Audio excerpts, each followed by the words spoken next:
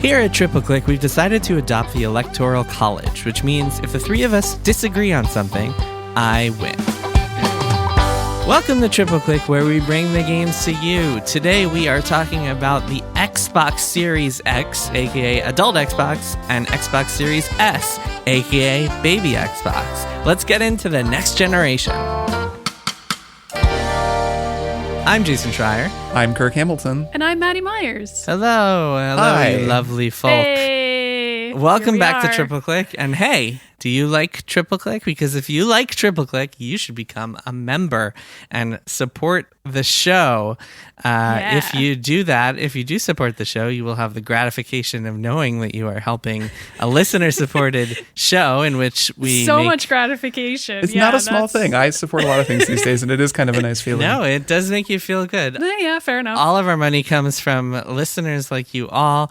In addition to that, you will get a monthly special episode, a Beans Cast, where we spoil different things. And in fact, hey, why don't we announce this month's Beans Cast while Jason, I will you mention explain it? this Jason drove hard for this month, so we're going to let you tell the listeners what it is. Go ahead.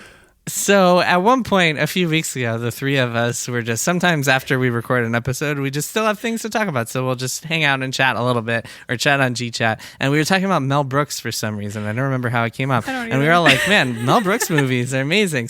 Maddie was watching Blazing Saddles. I think that's why. Yeah, Dina and I watched Blazing Saddles recently, and I said it held up. Right. And one of us had the thought, like, hey, why don't we watch some Mel Brooks movies as a Beans Cast episode and figure out how well they hold up today and how good they are and so on and so forth. So this month's Beans Cast, we will be watching the following three movies: Young Frankenstein, Blazing Saddles, and Spaceballs, and we will see how they hold up. We will go in depth on them. We will talk about Mel Brooks in general and how much of a genius he is, and celebrate his Mel flaws. Brooks. I was about to say, this is when I reveal that I hate Mel Brooks. I'm just kidding. We're gonna fight. Yes, I think one of the interesting things about revisiting classic movies from like the 70s and 80s is like you kind of get a new perspective in 2020 where you're like, ooh, I don't know about this thing. Especially classic comedies. Comedy in particular does not especially age, classic comedies, yeah. Because of the nature of comedy. Yeah, so we'll see how well these movies have aged, and yeah, I'm excited. To It'll be fun. rewatch them. Be a nice sort of change of pace in the middle of console launch extravaganza. If you do want to become a member, go to MaximumFun.org/join, and you can help support the show. One more thing, real quick. We are recording this on Tuesday night, election night. Polls are about to close. We will not be talking about the election because we don't know what's going to happen, and we don't want to sit here speculating. So when this episode comes out, who knows what is going to be happening? All we know is that it's in the future. All we know is Xbox here at Triple Click. That's all we know. Exactly. Look, all I know is I'm feeling so chill and normal and fine. I'm having the most normal, relaxing day ever. We all are, you know? And if anyone detects any strange energy as we record this podcast, I don't know what it could possibly be. It's just Xbox energy, really. It's really Xbox Microsoft energy. Coursing through all of our veins. Yes, we bleed green here on Triple Click. Maddy, Kirk, it is time. We are entering the next generation of video game consoles. Here we are. So this week, we will be talking about the Xbox Series X and Xbox Series S, aka Adult Xbox and Baby Xbox. We will not be talking about the PlayStation 5 because I have one, but I am embargoed to talking. I'm embargoed and I can't talk about it just yet. So we will be doing an episode next week where we dive into the PlayStation 5. This week will be all Xbox all the time. So a little bit of background here. This is the first new console generation since 2013. Microsoft has decided this time around to release two consoles, a $500 Xbox Series X, which they are saying is the most powerful console ever, and the $300 Xbox Series S, aka Baby Xbox, the name that Maddy coined. That's what it's called. Which is $300. That's what it's called, the official name. Less powerful, doesn't have a disc drive. Smallest Xbox ever in terms of size. Smallest Xbox ever. It is very small. It is like the size of a Xbox, hardcover book. yes. Heavier than a book, but yes. And I have been using both of these consoles. Maddy has been using the Xbox Series S. Kirk does not have either of them, but will no doubt have lots of questions. Before we even jump into things, and we will go in depth on all of this stuff, I want to give just one overall thought and then throw it to Maddy for her overall thought on the Xbox Series S. My overall thought is Okay. So we're here. Go on. Nothing has really wowed me about either of these devices. It feels like they're just kind of incremental upgrades that provide technical power and therefore can get a better performance out of games, which is great. But there's nothing new along the lines of previous console innovations like, I don't know, Xbox Live or like the digital stores that consoles had, or even last generation when the consoles were doing all these sleek new things with menus and like they looked nothing like we had seen before. Now it just feels like more of the same. It feels like they really mastered a lot of things, both Sony and Xbox, back in the last generation, and they haven't really changed much of that. That said, what's here is pretty cool. The fast loading times are as fast as promised.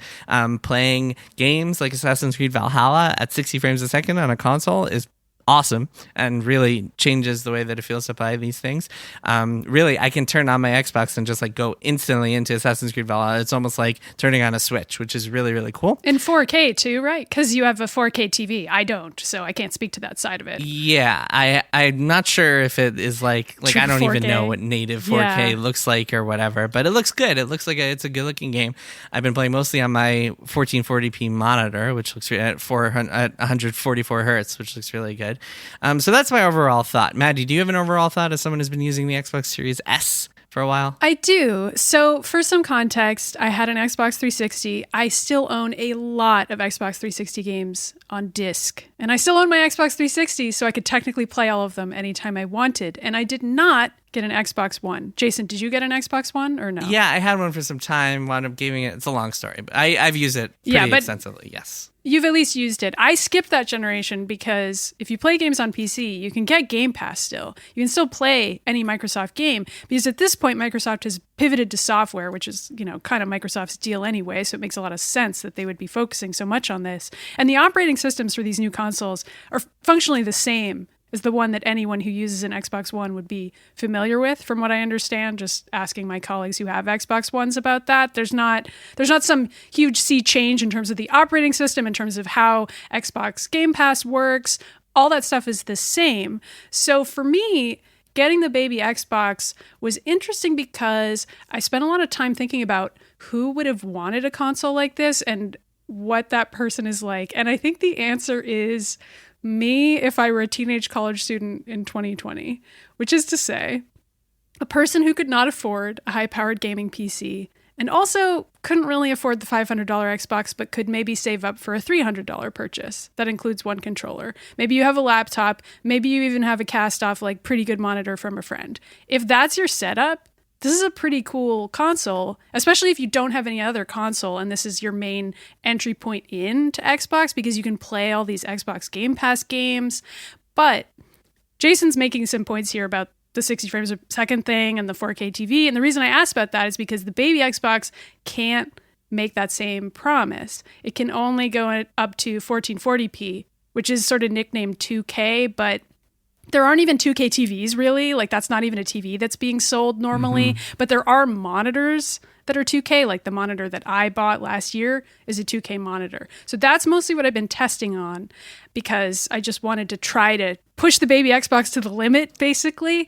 But it's kind of tough. I'll probably have to write some follow-ups about it later because a lot of the games that are available on the Xbox haven't been fully optimized yet within the review period that Jason and I are in.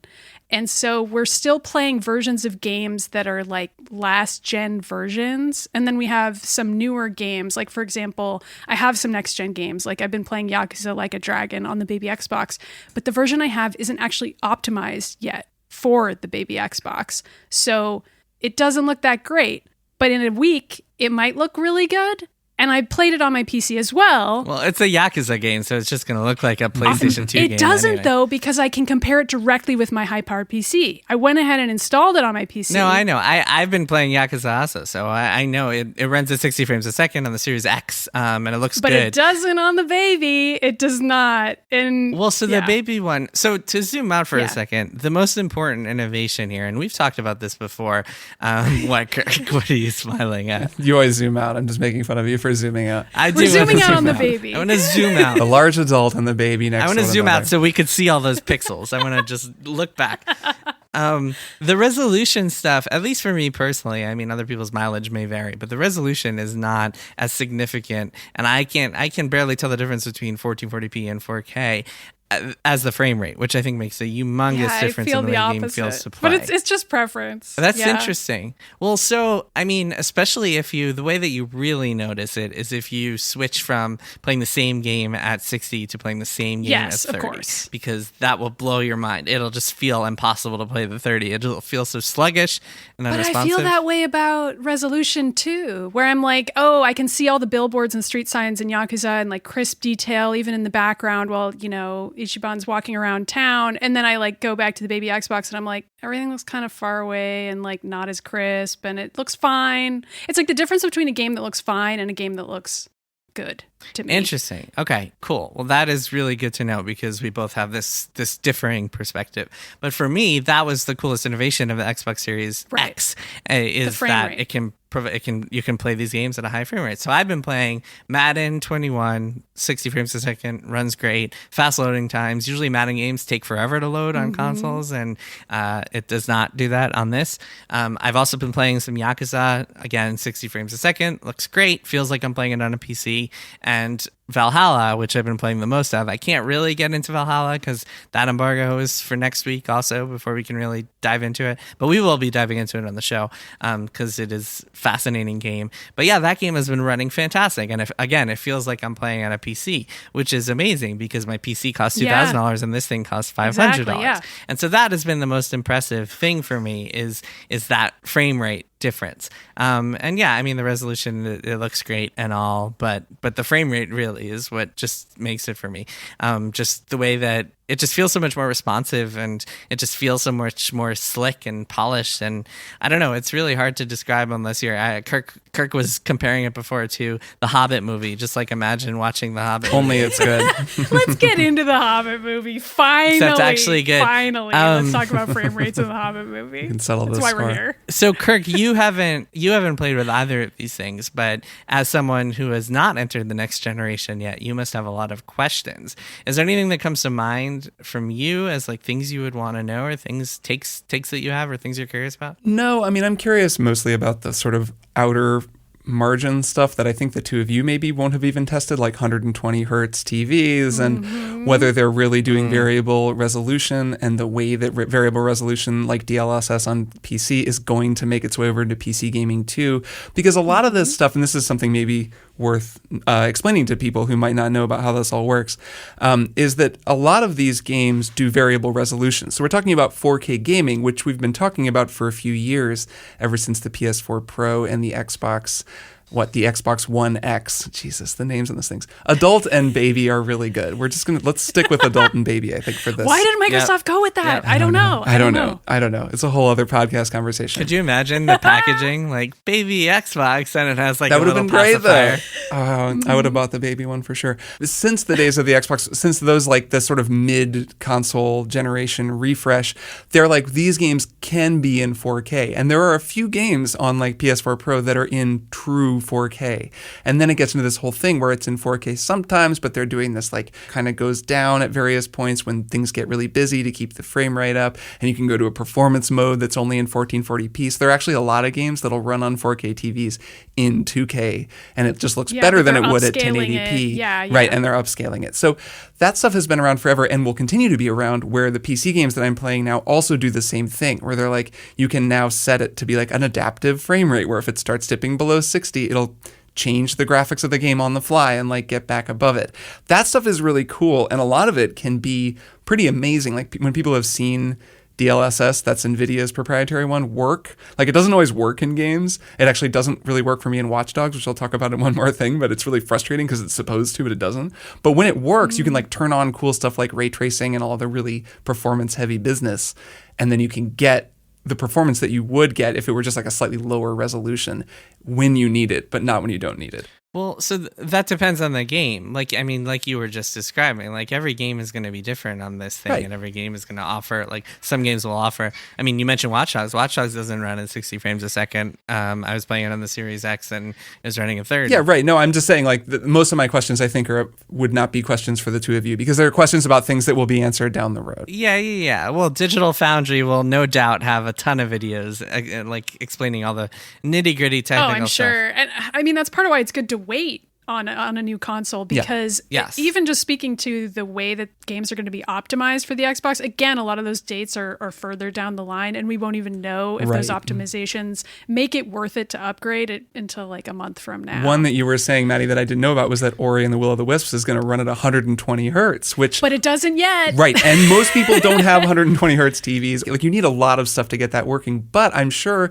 that'll be pretty nice when that... Well, so we're already like in the weeds 'cause talking we about have to technical be, specs, and yeah. I think, the what I was going to say was the reason for that is because nothing else about this thing like feels next gen or feels like like the only real upgrade here is technical specs, and so that's all we really can talk about. The loading times, I should say for a second that having the fast loading times, and Quick like I mentioned resume? before, like being able to turn on, That's what it's called. Yeah, Let's well, use their being able to turn on your terminology. Xbox.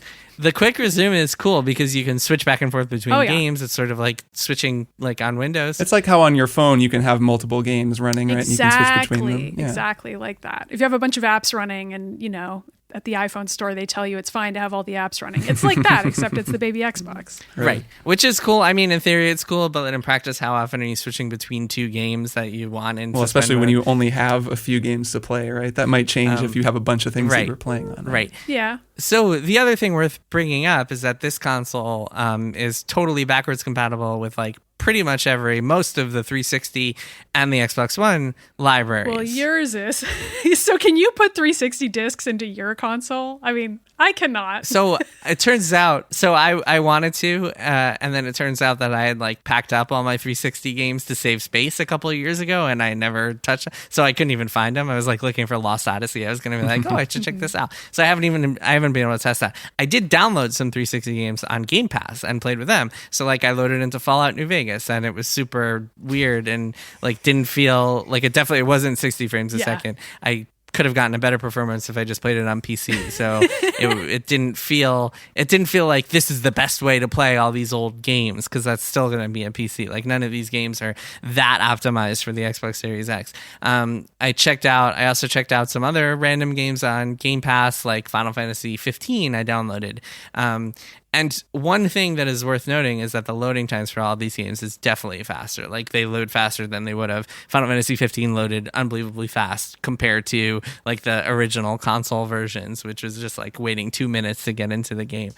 So that is like legit, the loading times thing. They're promising, that's their big marketing thing, is faster loading times, and that is, they are delivering on that. But it is cool to have this, and especially for someone like yourself, Maddie, who skipped the last console generation, especially someone who didn't have an Xbox One or PS4. Like if you missed out on that whole generation. And like imagine if I didn't have a PC. Like then it would be amazing. Right. Yeah. Right. If you miss out on all the games of the last generation, this thing is perfect for you because you can play, and a lot of them are boosted in some way or another, especially the ones that are published by Microsoft. But yeah, so you can't play your 360 games at all because you don't have a disc drive. on my 360. That is still, again, technically an option that is available to me. But there's no way to convert them. One of our listeners was actually asking about that. There's no way to convert them to digital games, is there? Nope. I mean, they're on Game Pass, which I also have. So I did the same thing, downloaded some old games, saw how they played. I'm really waiting on these optimizations, and I'll do some follow-ups about them as they come out because I'm curious about how much different they're going to look. I mean, it's one thing to just be like, oh, this is a new small computer that can play all your Game Pass games, which, yeah, any computer that can run a video game can play a Game Pass game on Windows.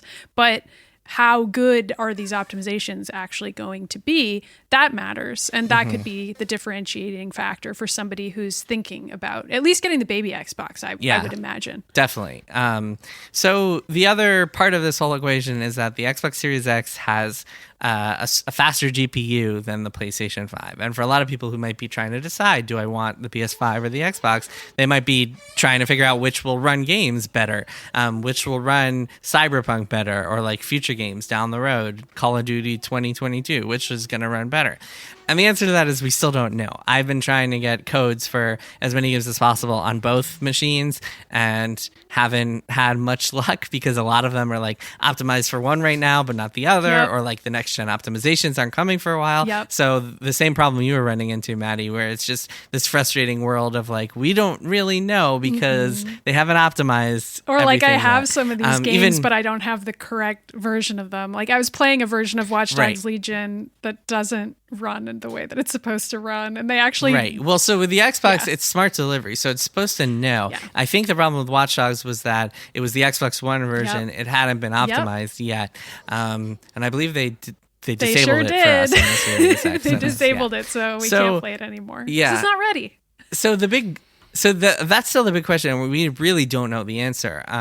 Even like some of these games, like Destiny 2 Beyond Light comes out next week, but it's not optimized until December 8th. Be optimized for next gen consoles until December. Same goes with a lot of other games. And really, I mean, the big question that we're all going to have is like, are games going to be able to run at 4K 60 frames a second on the Xbox, but not on the PS5? And that'll be useful to know. Kirk, you're shaking your head. You don't think that's ever going to be I'm just shaking my head at the idea that many games are going to be able to run at 4K 60 frames per second at all.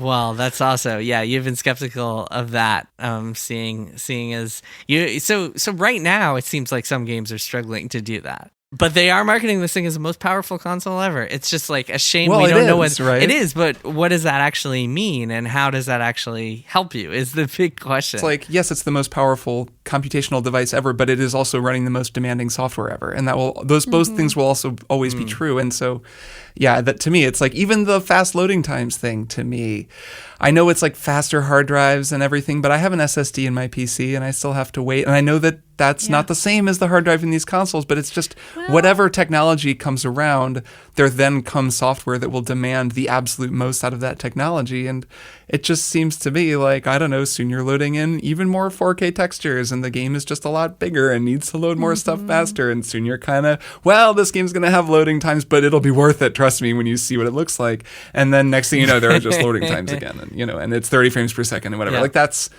just me. It feels like that's likely to me, but it would be cool if that weren't the case. Well, the other thing to consider is that Microsoft is undoubtedly going to put out a new console, like a refresh, like an upgrade, Series X2 or whatever, Series Y, in like 2 years. Y. So that's another thing to consider as you're trying to decide whether you want a new console. Should we talk about space, by the way, like hard drive space? Yes, I was about to bring up the exact same thing. Yeah, what's your take with the baby Xbox? Boy. So I was kind of mad about the baby Xbox when I first got it because so it promises 512 gigs.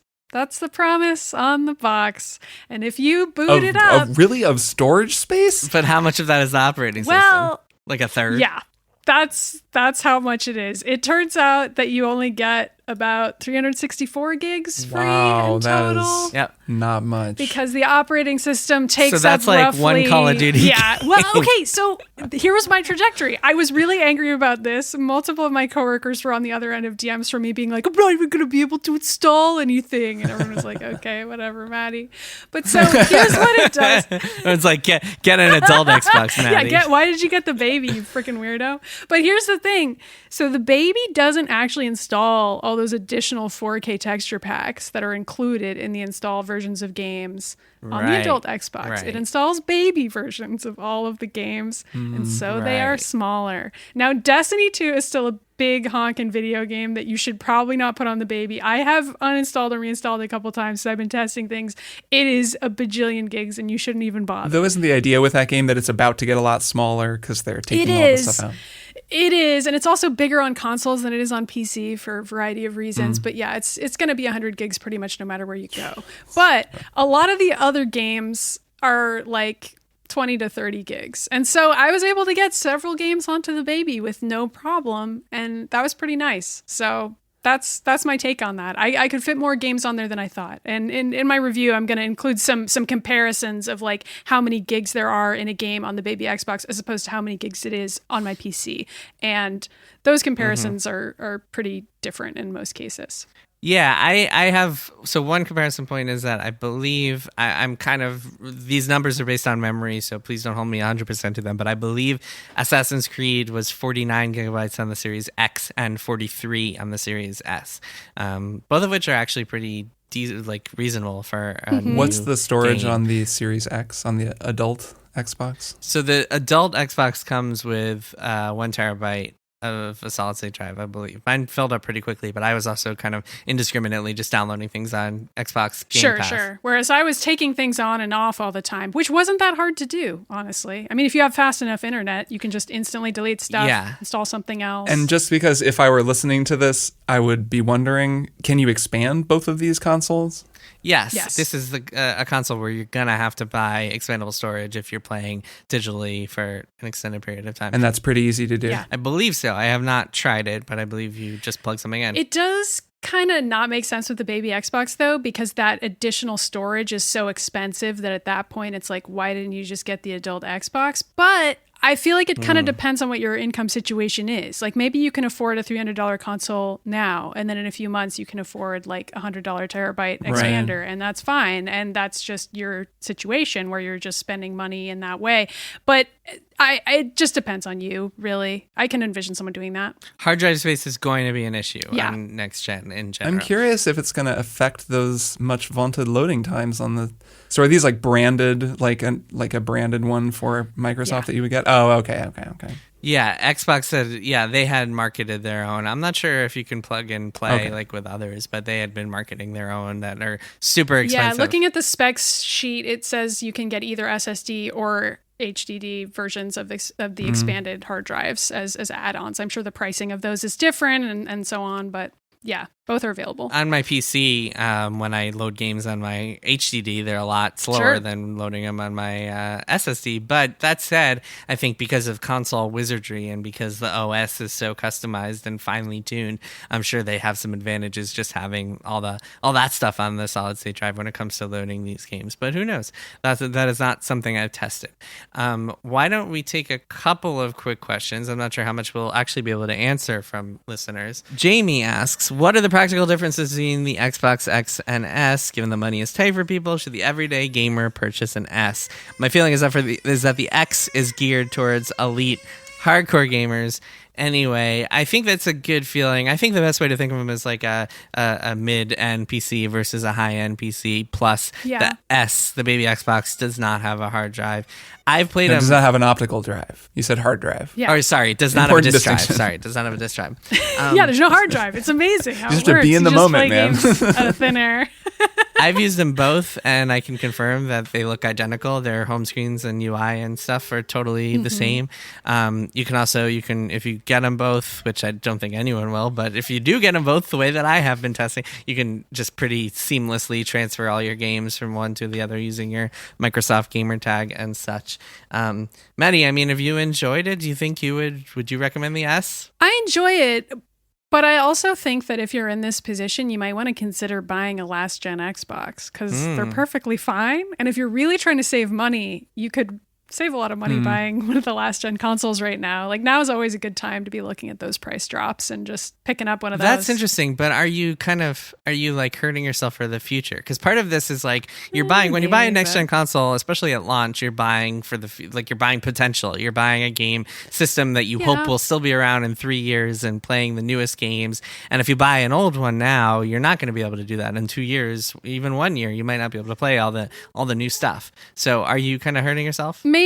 I don't know. That seems impossible to predict right now. I think the Xbox platform, as compared to some of the other ones, is a lot friendlier to backwards compatibility than pretty much any other console. So I feel like if you're going to make that decision about a console, Xbox is an okay one to do it on. But I can't promise it's going to work out for you. Yeah. If you're worried about money, you should just get the baby. It's something fine. else to consider, and we haven't really gotten into this, is part of Xbox's whole kind of marketing and selling this generation is that they bought a ton of studios, and they're having all those studios make Xbox games. They bought, obviously the biggest one was ZeniMax, who are making a ton of games that will now be Xbox focused, if not Xbox exclusive.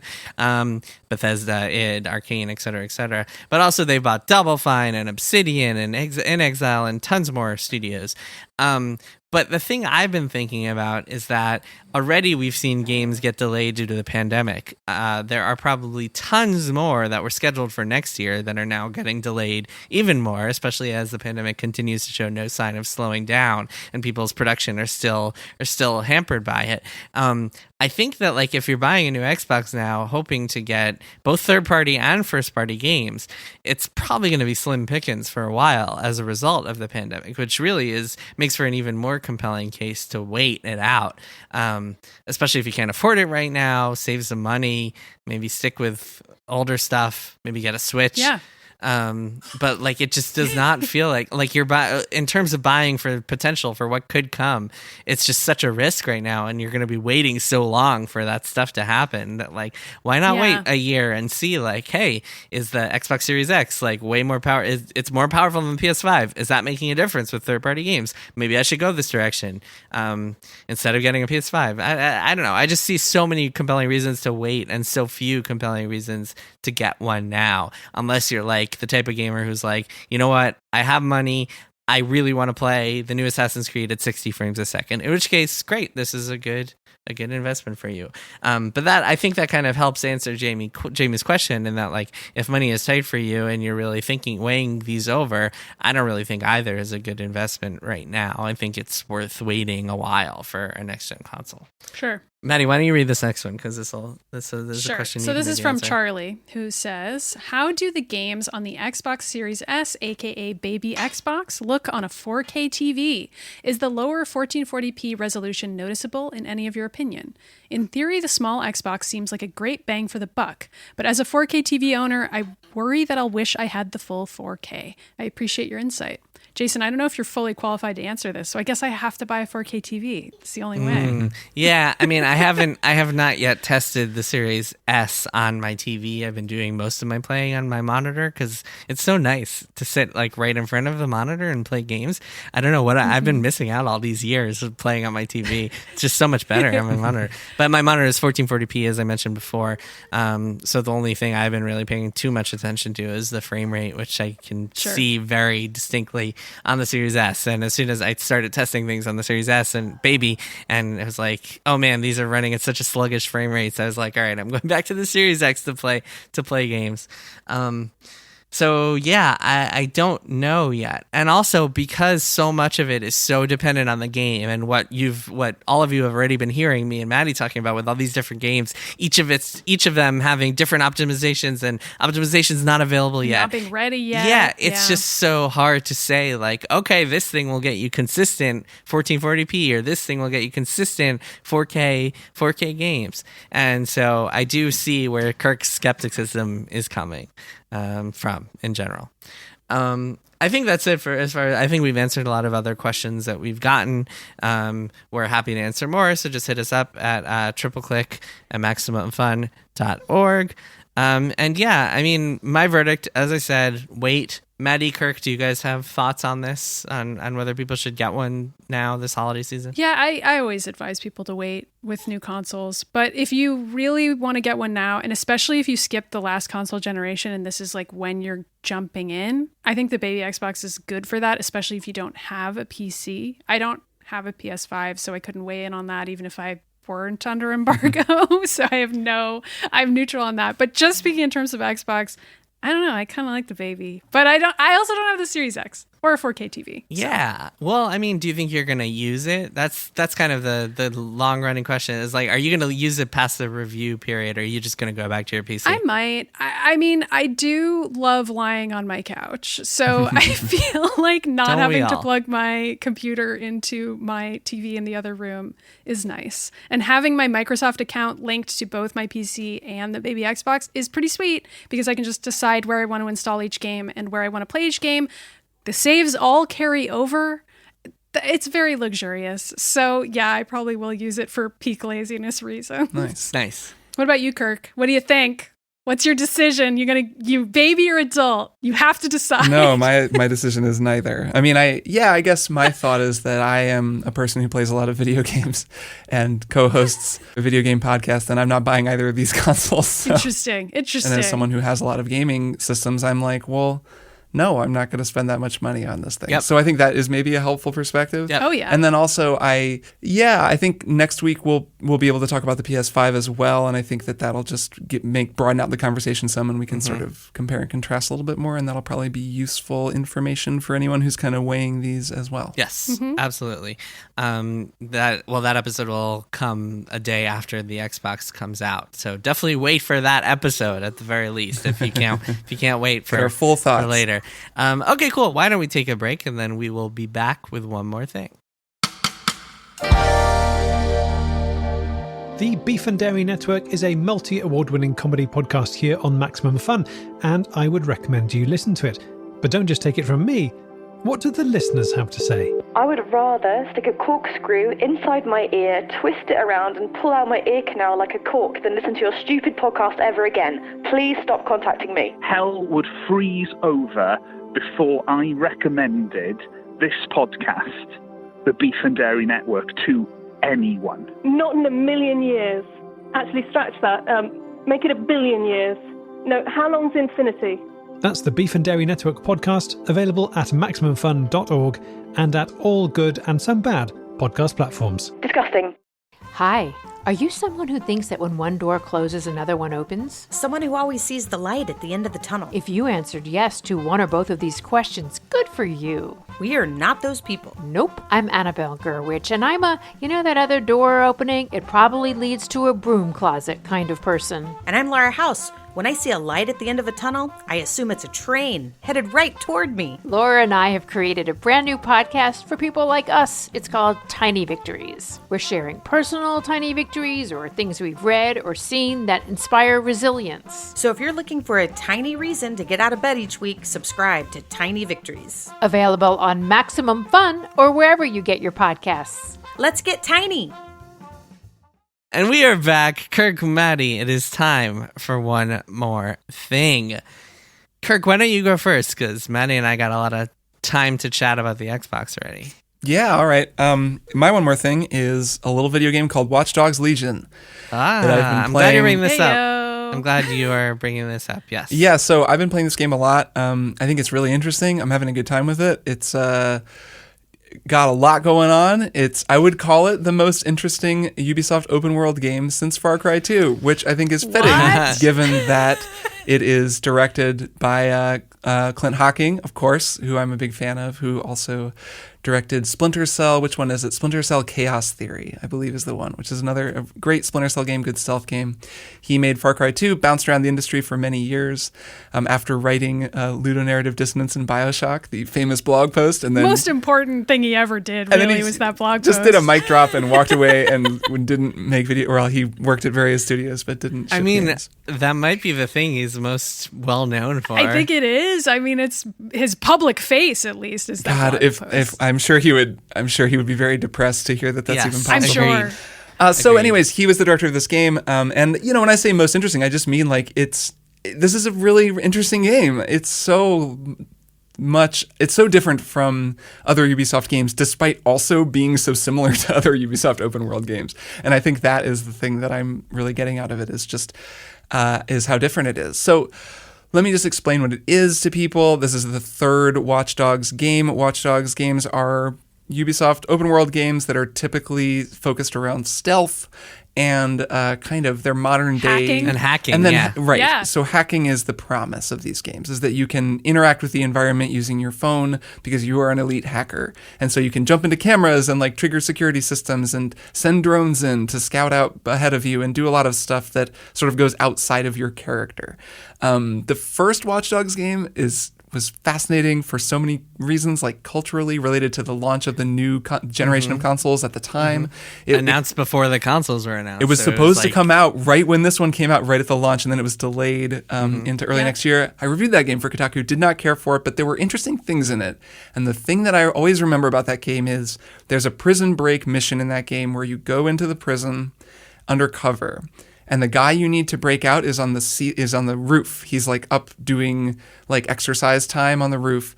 But to get him out, you go down to the basement because that's where the servers are. And then you access the servers, which then lets you get up to the roof in the cameras and you manipulate the environment up there to get him out. And that to me just that kind of summed up what made Watch Dogs cool, is that this is a game where you don't go up to the roof to break the guy out. You go to the basement and then you hack up to the roof because it has multiple layers of the world layered on top of each other. And that is a really cool idea for all that game's many, many failings, which I documented in my review at the time. I also reviewed Watch Dogs 2 for Kotaku, which I liked a lot more. That game was set in the Bay Area, the San Francisco Bay Area. It kind of lampooned big tech. It was a much goofier game.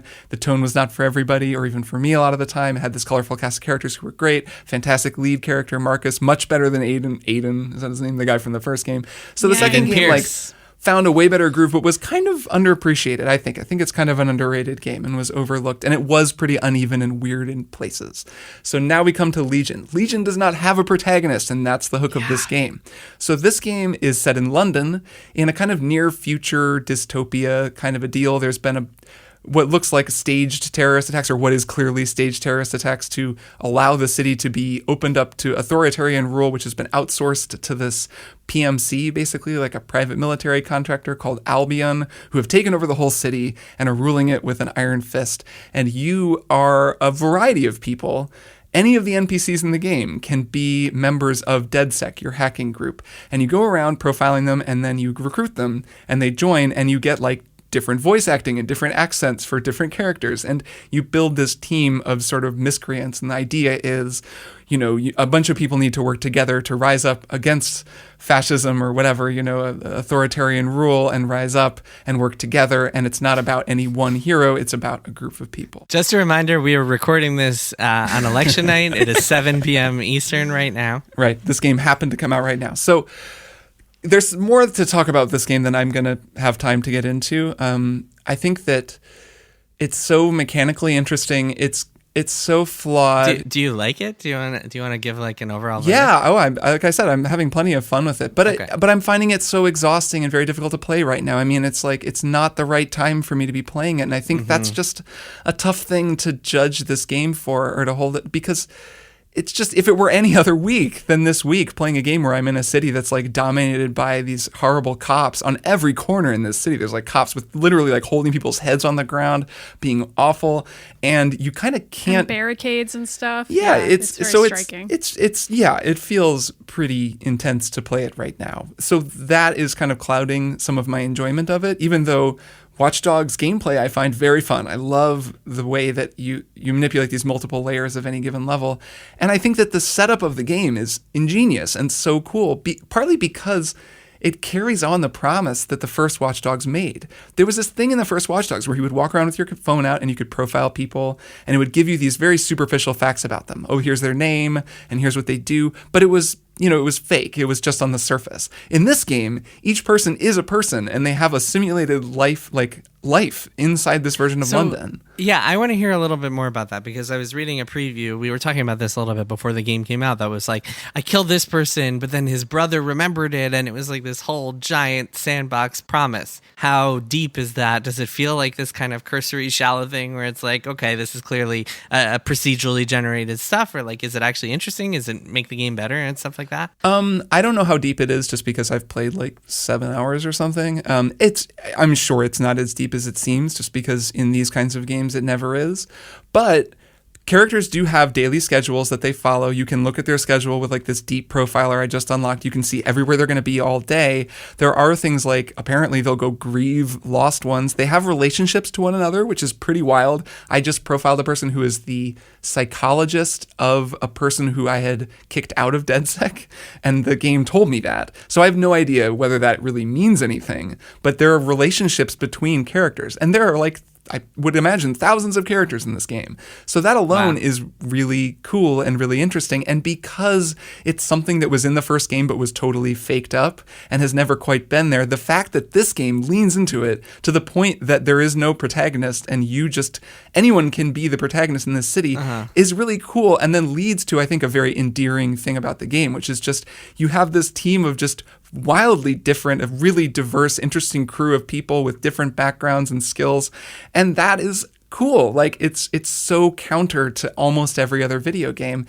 And it's something I've thought ever since, I guess, Grand Theft Auto 5, which then Assassin's Creed Syndicate also made me think this, is that open world games just work better with multiple protagonists. Like, it works well to be able to bounce around. I think GTA 5 is still the most ambitious and fully realized, implementation of that idea, just because you would like warp to Trevor and he'd be doing a whole other thing somewhere else in the city. Yeah. And there was this idea that they were all drunk on a bench, like naked, and you right. And they were all having their own lives. Silly. But where in this game, it's like you switch to a character and you just stay in place and they just sort of hand off the baton to the new character. So it's not as cool. And I know there are some maybe near the end of the game, but there aren't a lot of missions where you're going in with your whole team. And it's like, now the hacker is going to get us in the door. And like, okay, now the brawler guy is going to come beat up the guards. And then, the spy is going to sneak in undercover. Like, that would be sweet. Obviously, this game was really hard to make, and I don't think that's possible yet. But it makes me think that could happen. The downside of that, and I guess I'll kind of wrap up my thoughts at least on this, is that you don't quite get the XCOM thing of building these narratives around the characters and really falling in love with them and being heartbroken when they die. And I guess I should mention, I'm playing with permadeath on, which means if one of my characters dies, they die forever. And that's happened to me a couple of times, and I've lost characters, and that is great. That is the way to play this game if you're thinking about playing this game. Do that, because that makes it the most different. Like, that makes it the most its own thing, is if you're losing characters permanently. The thing is, when they're not working together, you don't quite get those narratives that you get in XCOM where it's like, oh man, this sniper who like got wounded but then like got us through it and landed that impossible shot as the other person died to sacrifice themselves to save this one person. Like, you get this team storytelling dynamic in XCOM that I'm not getting out of this game. And because in this game, every mission can technically be completed by a variety of different gameplay styles and character builds, they're all kind of the same. Like, they're all pretty similar. Right. So as a result, you don't get distinct stories, and that's too bad. Like, it's something that I don't know how they would solve for making this game, and it's so cool what they've managed to do within the framework of this kind of Ubisoft open world game, but it is something where I don't feel an attachment, at least not yet, to my characters as individuals like I would eventually feel in an XCOM game.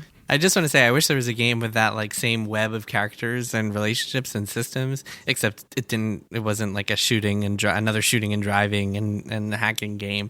Instead, it was like a relationship building game, or like a social game, or like something else. Well, there's like Dwarf Fortress, right?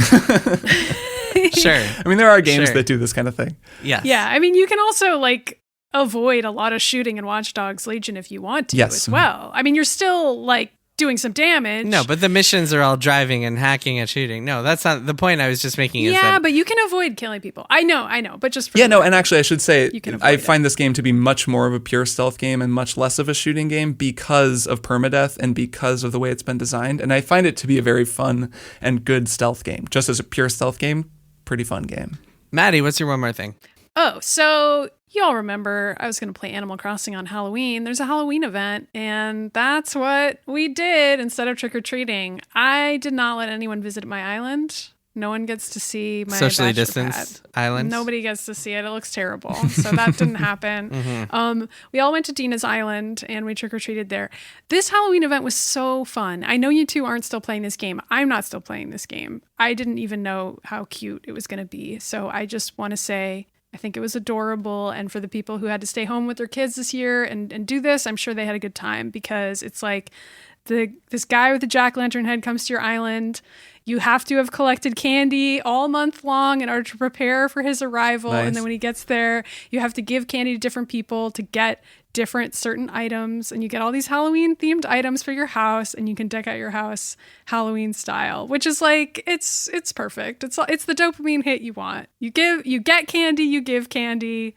That's what Halloween is all about. You put up your Halloween rug. It's got a pumpkin on it. You put up your pumpkin walls. It's great. It's great. I think that Halloween might be the best holiday for video games, because it is, you put on costumes, so there's like cosmetic things, and then you go and visit people and like give them things and take things, which is like so much of video games is just about which that. You can literally do in Animal Crossing. Right. Like, you can wear your costume, which if you've been playing all month, you have a variety of different costumes that you could have chosen to wear, and then you can visit other people's islands. You can give them candy, take candy from them.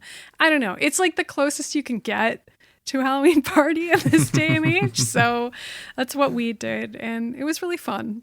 Nice. And I am an adult. Do you know if Destiny 2 had a Halloween event this year? Oh, most certainly. They always do. Festival of the Lost. They always do. The trick-or-treating was always super fun, like going around and that's kind of what I'm saying. It's like it's always the most fun thing. That's what I was thinking of. Okay. Yeah. So my one more thing is I've been playing a lot of video games. I can't really talk about a lot of them, but my wife and I, for the past couple of months, have been watching The Americans, the TV show that is critically acclaimed. We finished it last week. I haven't been talking about it on the show because I wanted to wait until I was finished. It's really, really good. Very, very good show. Really enjoyed it. Really just great performances, great writing, great all around. Definitely some downer notes. Season 5 is particularly boring, but it ended well. That was Every the one. season. What? That was the one that kind of lost me. Was season 5? Season 5 was really slow, really boring, but season 6 picks it up and it ends really, really well. Heartbreaking ending, but really good ending. Hey, no spoilers. Really satisfying. Also, it features character actor Margot Martindale. It does. She is great in it. Kirk, when I say heartbreaking, you have no idea what's going to happen. Kidding. Trust me. Of course, it's heartbreaking. It's The Americans. Everything Every about moment this is show heartbreaking. is dismal. For those of you who aren't familiar, it's set in the 1980s. It's about this couple in the U.S. who turns out to be Russian spies, and they are pretending to be these Americans. That's the name. And the premise of the pilot is that they're living in this house in D.C. where they've been living for a while, and suddenly someone moves in, and turns out he's an FBI agent who's living across the street from them. So hijinks ensue. But the plot goes way beyond that and delves into their lives. And the lives of some other Russian folks and the FBI agents who are trying to track down, because this is all set during the Cold War, so there's a lot of sabotage between Russia and the U.S., but it wasn't outward and out war. It was just kind of subterfuge. Really enjoyable show, fun to watch. I recommend it. I wouldn't say it's on my personal tier list. It's not quite up there with Sopranos and The Wire, which recently made it to the list, but it's definitely a very good show, and I recommend it to everyone. Yeah, I want to. I've watched so much of it that I should finish it, so I'm planning to finish it one day. Yeah, I never finished it either. Yes, you guys should. Someday. It's really good. The last season is really good. I've heard that. I've heard the ending just is great. finishing it just for that. Yeah, I believe you. Really satisfying ending. Okay, cool. Well, so on that note, we will say goodbye. We will go see what happens in this old presidential election, see how it goes tonight. And who knows? You listener, you know so much more than we do right now. Do they? That's well, a fair question. even not knowing, even ambiguity would still be knowing something. All right, Kirk. Well, it would still have more information than we have now. That is true. That is technically Every day true. we That's all all I'm get saying. more information than we had the day before. Exactly. Kirk, Great Maddy, I will see you both next week. Yep. See you next week. Bye. Triple Click is produced by Jason Schreier, Maddy Myers, and me, Kirk Hamilton. I edit and mixed the show and also wrote our theme music. Our show art is by Tom DJ. Triple Click is a proud member of the Maximum Fun Podcast Network, and if you like our show, we hope you'll head over to MaximumFun.org/join and consider becoming a member. Doing so helps support us and gets you access to an exclusive Triple Click episode each month. Find us online at tripleclickpodcast.com, on Twitter at tripleclickpod, and send email to tripleclick@maximumfun.org. Thanks for listening. See you next time.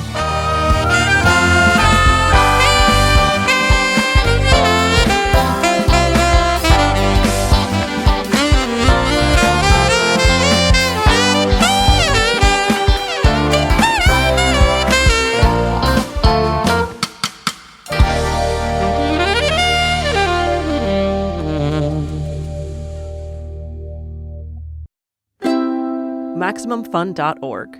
Comedy and culture. Artist owned. Audience supported. So much to say, as Dave Matthews once sang.